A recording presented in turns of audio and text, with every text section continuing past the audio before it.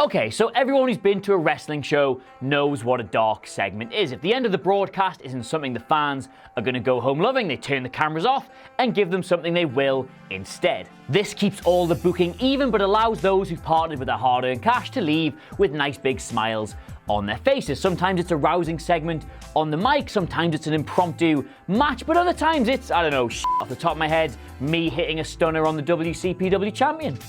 All these men are fighting. Adam Cleary, the Simpkins Bomb!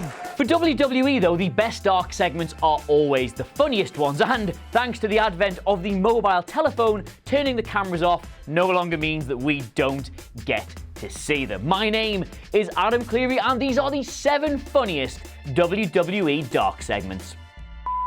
But before we start, I should probably point out that the legality of all this footage is a little bit murky. I mean, those people probably certainly shouldn't have been filming all that, so we probably certainly shouldn't be showing them filming that. So all the links to the footage are it's all in the description. You can go do as you please. Let's get on with it. Number 7, bad news for the Authority. We start not too far from home here in the post-show shenanigans of a UK taping of Raw. I mean, after all, Newcastle is just a small mining community just outside of London, isn't it? I will fucking chin you, Michael Cole. It feels a long time ago now, sadly, but in 2014, Wade Barrett's stock was high enough that he could legitimately be the guy to go out at the end of the show, make everybody happy, score all the cheap pops, and then rearrange Triple H's jaw. As far as the kayfabe and logic of dark segments go, this is an absolute classic of the genre. In no other circumstance would you have had Wade Barrett, Triple H, Stephanie McMahon, and Adam Rose all sparring with each other, let alone the suggestion that one man was shagging a rabbit. If nothing else though, this is hilarious for the Authority's attempts at British accents. Seriously, try and tell me whose is worse, and an 18,000 strong chant of "Who are you?" Number 6, the land of milk and honey. You all know the deal. A show ends with the heels beating down a face, so then the TV cameras go off, we get a spontaneous run-in, an impromptu match that rights all the wrongs, and everybody goes home happy. Just how these things work. I'll paint the picture for you. Owens versus Ambrose. Jericho interferes, they both wail on Ambrose, Styles runs down, makes the save, and they have themselves a tag team match. Player fairly standard, except where Jericho's involved, it's usually a lot funnier. He won't get into the ring because his jeans cost too much, Kevin Owens' balls hurt too much to compete, we get a Y2 Chinos chant, and then Jericho threatens a woman in the front row with an iPad. He's so good as a heel, you wonder why he's ever bothered trying to play a face. Go watch that one. Number 5, Teesta. Question, what was Batista's last appearance in a WWE ring?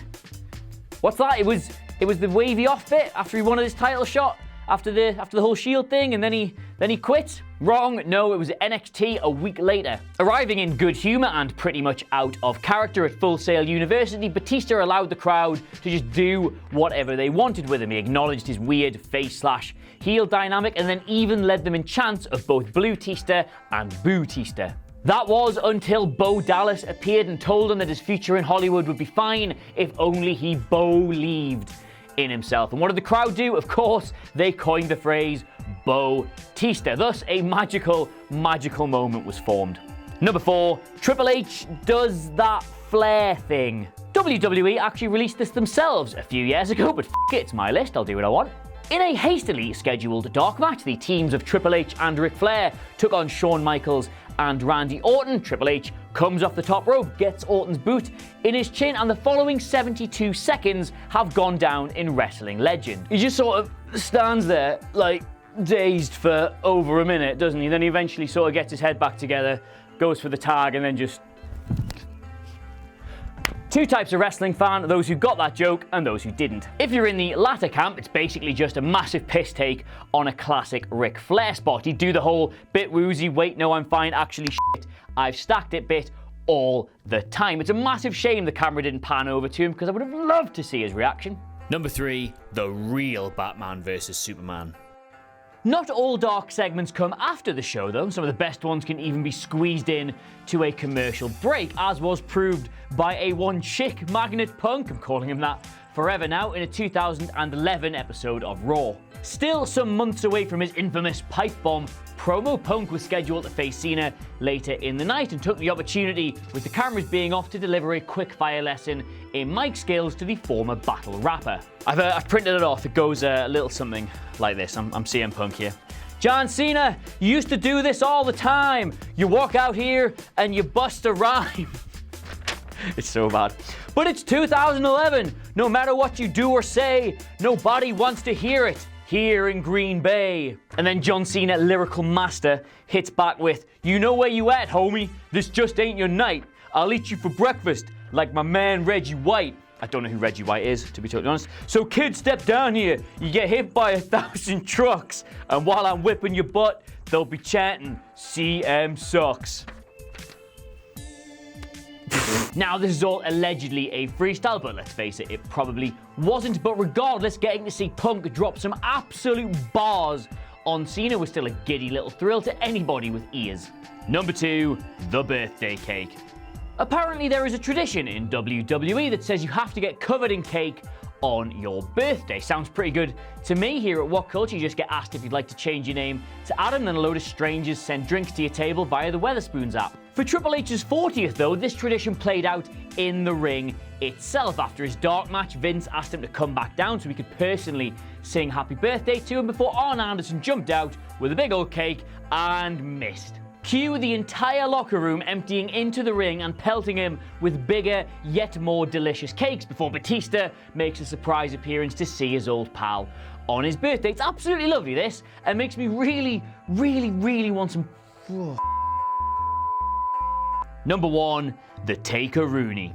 The absolute grandfather of all post-Raw comedy segments, this is the legendary Spinner Rooney moment from just after the Ruthless Aggression era begun. It all kicked off after a hugely energetic 8-man tag match in which the Un-Americans teamed with Triple H to defeat The Undertaker, Book Dust, can't believe they were called Book Dust, and The Rock. With the faces taking a defeat, The Undertaker was the man charged with sending the crowd home happy and ordered Booker T to perform his famous Spinner Rooney to bring some smiles to their faces. But unannounced to him, the entire roster was under orders from Vince to get The Undertaker himself to do a Spinner Rooney somehow. First, Booker T tried, to absolutely no avail, and The Rock reappeared to ask him to do one for the people, but he wasn't having any of that. And the Un-Americans tried, then Triple H, then Vince himself, all of which did their own versions of the Spinner Rooney, but the dead man was having absolutely none of it, and all we got instead was a mass brawl. Still though, this is arguably both the greatest and the funniest dark segment in all of WWE's illustrious history. Genuine legends of the business, half in and half out of character, performing a ridiculous dance move, all to make the most poker-faced man in the industry crack up. So there you have it, the 7 funniest WWE dark segments of all time. Just a quick reminder, if you want to watch them, all the links are in the descriptions below, because I'm too pretty to go to prison, aren't I? Anyway, thank you very much for watching. Don't forget to like, share, and subscribe, of course. And until next time, my name has been Adam Cleary, and I'll see you soon.